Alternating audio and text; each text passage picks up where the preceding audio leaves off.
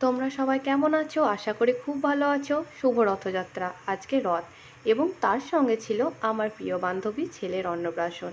ওখানে যাওয়ার জন্য আমি প্রথমেই হলুদ শাড়িটা বের করেছিলাম, কিন্তু শাড়িটা নতুন হওয়ায় খুব গড় পড়েছিল।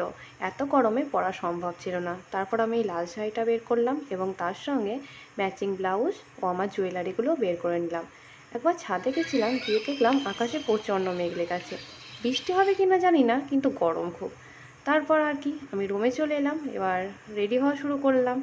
এত গরমে তো বেশি মেকআপ করা সম্ভব না, একদম হালকা মেকআপ করে আমি শাড়িটা পরে নিয়েছিলাম। তারপর আমি জুয়েলারিগুলো পরছিলাম, এক এক করে সব জুয়েলারিগুলো পরে নিলাম। এরপর একটা জাস্ট ছোট্ট টিপ, একদম আমি রেডি, আর কিছু লাগবে না।